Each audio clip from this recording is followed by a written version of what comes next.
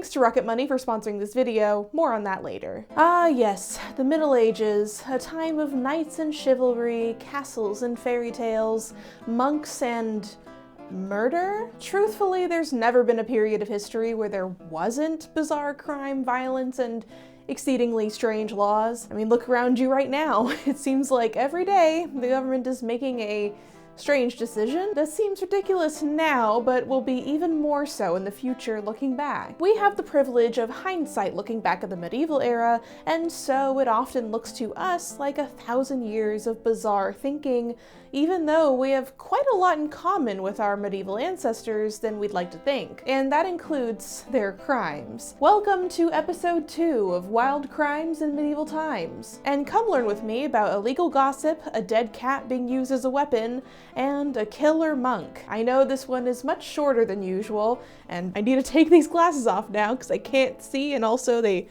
kinda hurt my ears. As you know, this series is one that I use to do a video with little short stories that are really bizarre but not really detailed enough to warrant their own video, or I can't figure out another place to put them. And so let's get into it. But first, a word from today's sponsor, Rocket Money. If you're like me, you probably have a bunch of random subscriptions floating around that you have no idea that you're paying for. Like, I sign up for a free trial to a streaming service for one show or a PDF site for one book, and then I completely forget to cancel it before I get charged. So thankfully, I started using Rocket Money, which has saved me loads of money every month. Rocket Money is an all-in-one personal finance app that helps you cancel subscriptions, lower bills, and manage your money better. Listen, I'm so bad at numbers, so it's extremely helpful to have an app that very plainly shows me exactly where my money's going, what subscriptions I have, and how I can budget better. Rocket Money showed me multiple subscriptions I had that I had no idea were still running, and with just a few taps in the app, I was able to unsubscribe from them right there, saving me loads of time and grief. It showed me different things that I may be overpaying on, like bills for instance, so I can just have the app go in and renegotiate my rates. It all adds up, especially when you're saving up for something, be it a new car or a vacation trip or any other financial goal that you might have. Finances and budgeting are stressful, but they don't have to be. Take control of your finances and go to rocketmoney.com/Kazro or click the link in the description below to get started for free or unlock even more features with premium. Thank you so much to Rocket Money for sponsoring this video,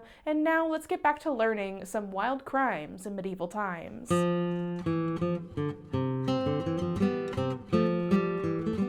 As Thomas Adams wrote in 1616's The Taming of the Tongue, a good tongue there is nothing better, an evil tongue nothing worse. Medieval people were highly aware of the power of speech, both for good and for violence. They viewed the tongue as a sort of autonomous organ, which could sometimes act of its own accord, and yet, theories and philosophies surrounding the governing and moralizing of the tongue abounded. The late Middle Ages sought fervently to control the actions of people's tongues, because a controlled tongue is a holy one. As Adams continued, an evil tongue is meat for the devil, and the devil makes his Christmas pie of lewd tongues. People like Adams believed that an unruly tongue was a female trait, and it's not hard to imagine why, even though it's really stupid. And so, a common archetype of the twisted female speaker is the scold, or the cursed shrew. Hi, Mila. Shh, can you be quiet, please? While the shrew was more of a satirical parody of a gossipy woman, the scold was a very real, legally defined type of person in line with a thief or an arsonist. As Athena Rhodes writes, the untamed female tongue was a menacing tongue. It could spill domestic secrets, make endless noise to the chagrin of the husband. It could destroy reputations, erode marriage bonds, and bring discord to quiet neighborhoods. But perhaps the most disconcerting was its potential for eking out disorder from order and marring the patriarchal edifice. The shrew and the common scold were social and legal artifices made from a necessity to define this danger to patriarchal authority and the social order, and stood as a reactive process of English society when faced with such a threat. The female with the untamed tongue became someone identifiable and consequently easier to subdue. The shrew archetype emerged as a comedic and dramatic character used to encapsulate a shrill and unrestrained woman who relentlessly spoke too much and too sharply, quote,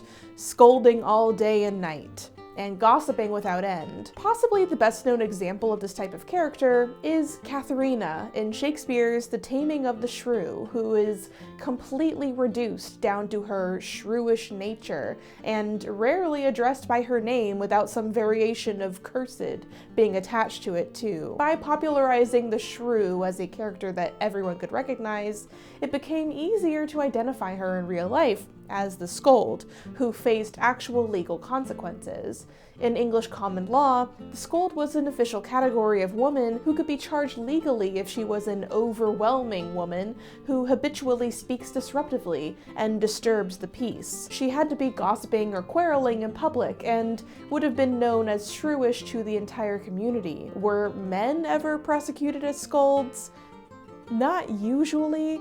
The term scold was inherently feminized. Men did, however, have their own category, the berater, but he was not nearly as popular of a fixed character as the scold was.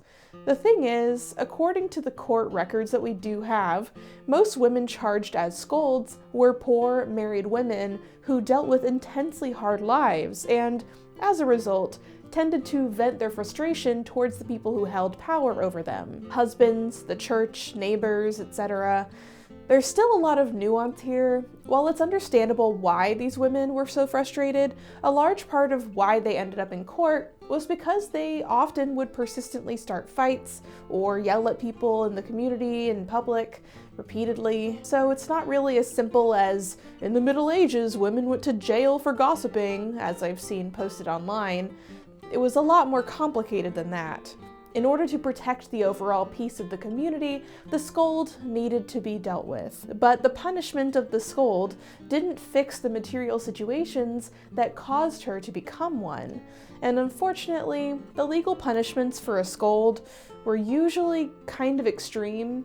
One punishment was the ducking stool, a wooden chair which the scold was made to sit on in order to be publicly humiliated, brought out into a procession through town, or placed in front of her own home, and the scold would have to sit in public on the stool for several hours while the townspeople watched and jeered.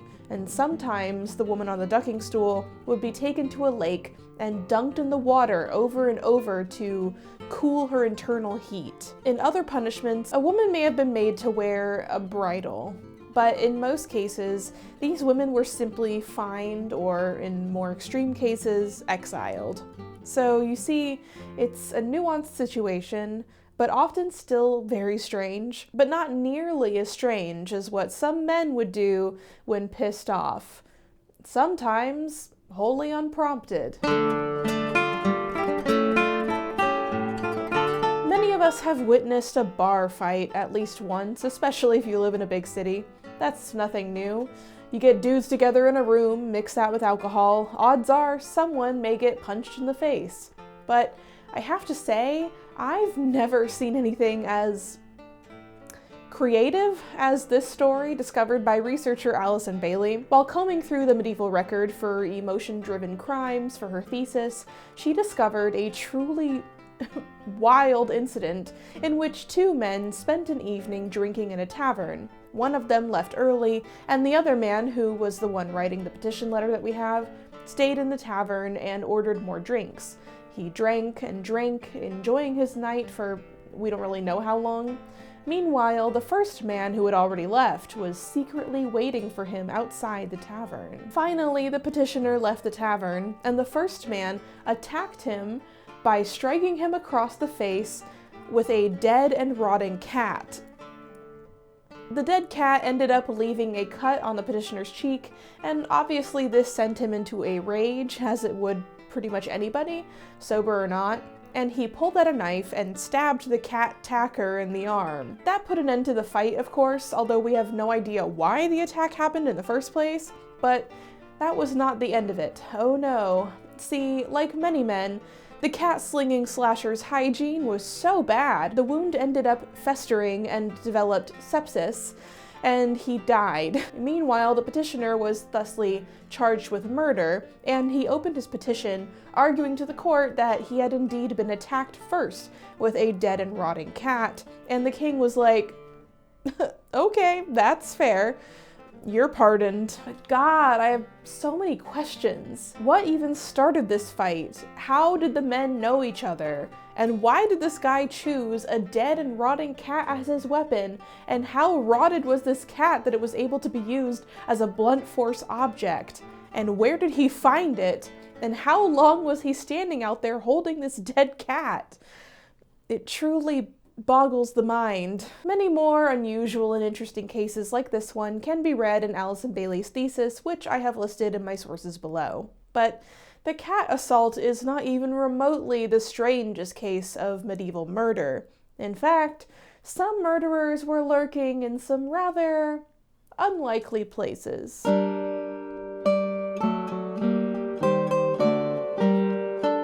Imagine medieval monks, many of us think of quiet, pious men in brown robes, isolated in a monastery or something. Or we imagine those dudes from Monty Python.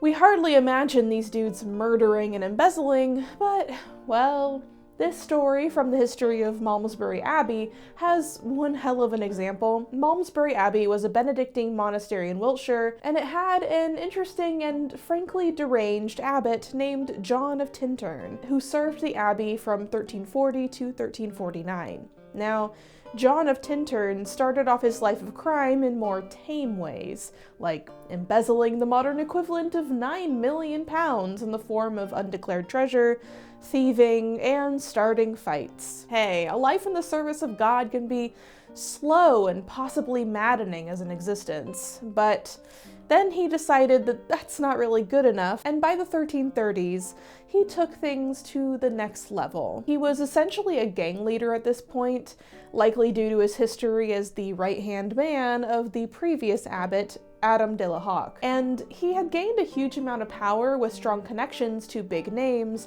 in connection to the crown.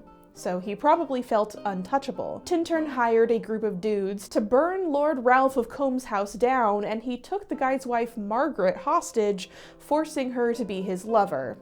According to some accounts. Isn't he a monk? Yeah.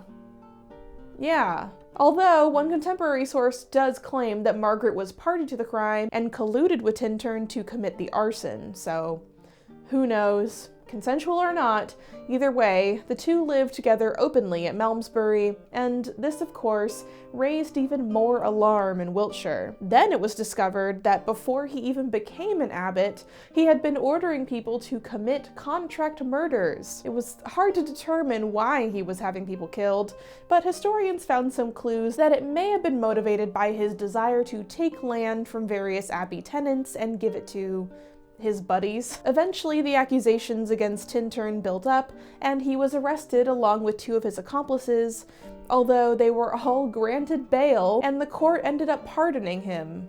He paid a £500 fine and went on his merry way. He was never formally punished for any of his crimes, and died, probably of the plague, in 1349. When his death was recorded in the Eulogium Historiarum, the only thing written next to it was a brief sentence: "May God have mercy on his soul." You can read more about John of Tintern's life of crime and other interesting things in Tony McAleavy's book about Malmesbury Abbey, which I've also listed below in the sources. It really goes to show that most things regarding the Middle Ages are simply not what they seem. Not all monks were pious and holy, not all fights were with swords or fists, some were with dead cats, and not all scolds were created equal. There's many, many angles to every society in history, and the Middle Ages was no different. And there are still yet many more strange things to uncover that hold a mirror up to our own image. Thank you for learning with me briefly about yet more strange crimes from the Middle Ages. Just goes to show, humans have always been kind of the same and just as weird throughout history, and there will always be many, many parallels between us and our medieval ancestors.